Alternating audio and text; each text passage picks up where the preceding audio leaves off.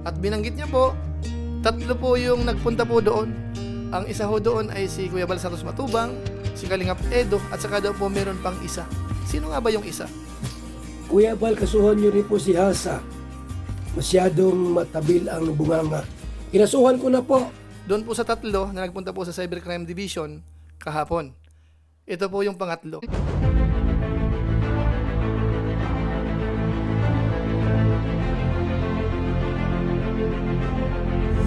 Ayun, shoutout guys. Muli po, welcome to my YouTube channel. Ito po si Kuya Julay, ang inyong katugang, ang inyong kalingap na muling babati po sa inyo ng magandang araw, magandang gabi. Saang panig man po tayo ng mundo naroon. At sa araw na ito, panibagong vlog po tayo. Pag-uusapan po natin yung patungkol po sa nakaraang content natin about kay Hasa, dahil si Kuya Bal Santos Matubang po ay may binanggit kahapon na si Hasa daw po ay sinampahan na ng kaso. Gaano katotoo po ito? At nabanggit din po ni Kuya Bal na sila po ay tatlo na nagpunta naman po sa Cybercrime Division. Sino-sino nga kaya yung mga kabayan po natin? Pag-usapan po natin yan maya-maya ng konti. Pero bago po yan, syempre paalala muna si Kuya Julay. Baka sakaling meron po ditong hindi nakasubscribe sa ating YouTube channel, huwag natin kalimutan, Julay Paunil. Tapos pakipindot lang po yung notification bell button para lagi po tayong updated sa aking mga video upload. Tapos yung ating Facebook page po, Julay Paunil 2.0, pwede po nating i-follow at saka po pwede po nating i-like. So maraming salamat po, at kung okay lang din po sina Kuya Bal Santos Matubang, Kalingap Rab, pwede po nating suportahan ang kanilang YouTube channel. At pwedeng isama yung ating mga kasamahan, mga Lingap partners po yan na pinapayagang mag-content sa Team Kalingap. So maraming salamat po sa inyong lahat. Ngayon tuloy na po tayo. Pag-usapan na po natin yung patungkol po kay Hasa, na kung saan nga po, na-discuss po natin yan, na may mga ginawa siyang hindi maganda doon sa pabahay po ng Team Kalingap, yung bahay po ni Viance.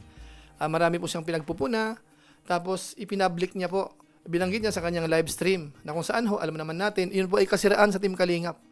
At yung ginawa niya, wala siyang karapatan, sabi nga po ni Kuya Bal Santos Matubang.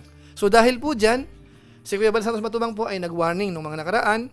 Kaso nga lang ho kahapon, binanggit niya po uli, dahil galing po sila sa Cybercrime Division, sabi niya, si Hasa po ay sinampahan na po ng kaso. Ngayon para maniwala po kayo, pakinggan po natin siya. Kuya Bal, kasuhan niyo rin po si Hasa. Masyadong matabil ang bunganga. Kinasuhan ko na po. Kanina. Itong picture, oh. Sino po kinasuhan ko na kanina? Itong picture, oh. Ayun, oh. Saan na yun? Yan na. Siyempre po, di po pwede po natin walang bahala ang mga pamamalahora po ng mga ibang content creator sa akin. Ang ibang ginawa po, kundi ang tumulong. Kanina po, kinasuhan ko na si Hasa. Mga 2 months, may love letter na yon. Abangan nyo. Walang iyakan. Naku, baka umiyak kayo. Hindi ako may gusto nito, kayo may gusto. Kinasuhan na po. Kanina. 3 ang nagkaso kanina. 3. Ido. Ako. Wala mo yung sinong isa. Yari. Patay. Hindi na ako maingay, baka marinig pa. Kinasuhan na po namin kanina. So ayun mga kabayan po natin, mga kalingap, maliwanag ho, sabi ni Kuya Bal, si Hasa ay sinampahan na ho ng kaso. At binanggit niya po, 3 po yung nagpunta po doon. Ang isa ho doon ay si Kuya Bal Santos Matubang, si Kalingap Edo, at saka daw po meron pang isa. Sino nga ba yung isa?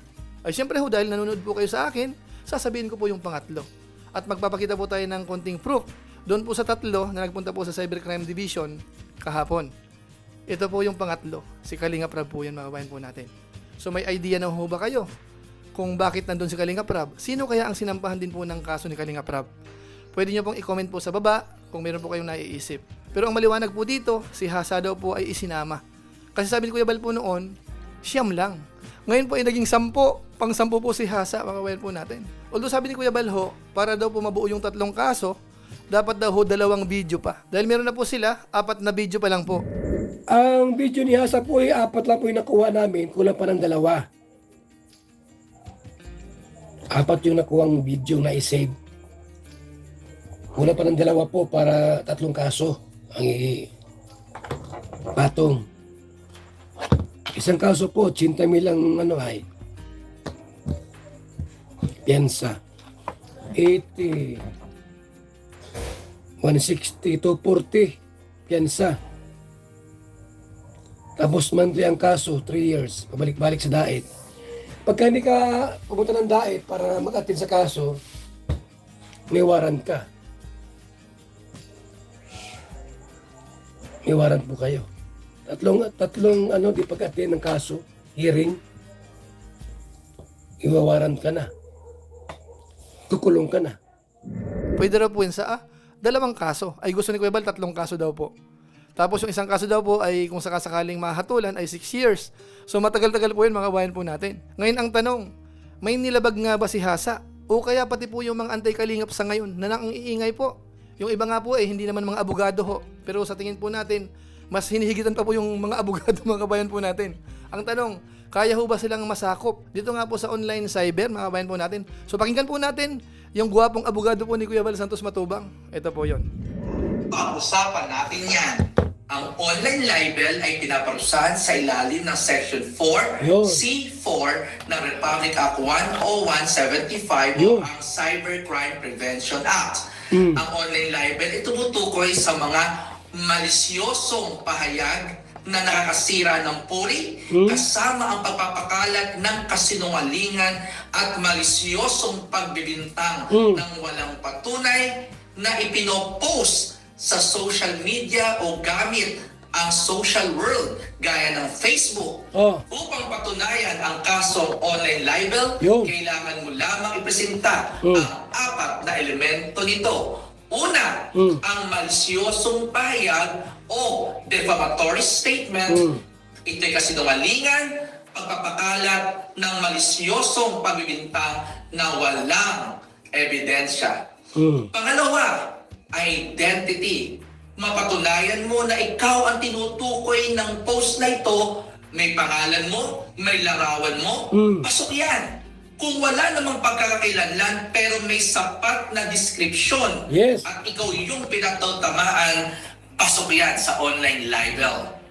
Dapat mo rin patunayan na ang pahayag na ito ay may intensyong sirain ang iyong reputasyon o pagkatao. At bilang panghuli, ito dapat ay naipakalat sa pamamagitan ng internet o mga social media platforms. Pag yung 4 na yan, pumasok, kulong yan. Sa ilalim nitong batas ng RA 10175. So, kulong si Hasa. So ayun mga kabayan po natin, ang liwanag ho ng pagkakapaliwanag po nung magaling na abogado na yan, mga kabayan natin. At siguro hindi natin kailangan ng magaling na abogado rin para intindihin kung ang ginagawa ho natin ay lumalabag po dyan sa mga nabanggit na yan. Ano po? Basta ang conclusion po ni Kuya Bal Santos Matubang ho, si Hasa daw po ay makakasuhan. O kaya kulong si Hasa, mga kabayan po natin. Yun naman po ibinanggit ni Kuya Bal. Ano po? Ito po hindi natin sigurado kung si Kuya Bal ho ay seryosong-seryoso o kaya nagbibiro po. Kayo po bahala. Pero sa kutob ko ho, sa pakiramdam ko, kapag ka ho yung hindi na pagsasabihan, talagang mga pasaway, lantaran talaga na mga wala nang hiya ang dating, talagang tutuluyan po yan ni Kuya Bal Santos Matubang. Kahit sino pa po kayo. Sinabi na po ni Kuya Bal Santos Matubang, kahit meron kayong pagmamalaki, kapag may nilabag kayo, base sa mga sinabi po nung napakinggan natin mula sa attorney, kayo po'y sasampahan ng kaso. Ano po? Hindi naman sa nananakot po. Subukan nyo po. Subukan nyo po. Huwag kayong magsitigil. Personalin nyo, pakialaman nyo yung mga hindi naman dapat. Kasi po hindi naman kayo authority kung tutuusin eh. Yung mga bumabatikos, hindi naman ho kayo authority kung tutuusin. Kayo ho ba'y inatasan ng gobyerno? Ngayon kung sakasakaling authority kayo, di magsampa kayo ng kaso. Kamukha rin po ng ginagawa ni Kuya Bal na kapag masyadong sobra-sobra na, sinasampahan niya po ng kaso. At baka sa sunod, kayo po yun. Kaya huwag masyadong mayabang po mga kabayan po natin. Hindi masama ho na magpakumbaba, paminsan-minsan, kasi alam ho natin nakakatulong yan. Yung naka-experience ho ng mga kasuhan na yan, sila ho ay mabait na ngayon. Po? So kayo po bahala. Inuulit ko po, hindi namin kayo pakikialaman. Kayo po ang bahala. Ang laging sinasabi ko ho, sa lahat ng ginagawa ho natin, merong consequence po yan. So maraming salamat sa inyo. Yan lang po muna siguro ang ating mixing reaction video po. Patungkol nga po dito sinasabi ni Kuya Bal na si Hasa po ay sinampahan ng kaso. Maraming salamat. Kung inyo po ito nagustuhan naman po, pwede po nating i-share. So muli, ito po si Kuya July, ang inyong katugang, ang inyong kalingap na pansamantalang nagpapaalam po muna. Kita-kita ulit tayo sa mga susunod ko pang vlog. Maraming salamat sa inyong walang samang pagsuporta po sa ating YouTube channel. Pagpalain naman kayo ng Diyos, mabait tayong lahat. God bless po. Bye-bye.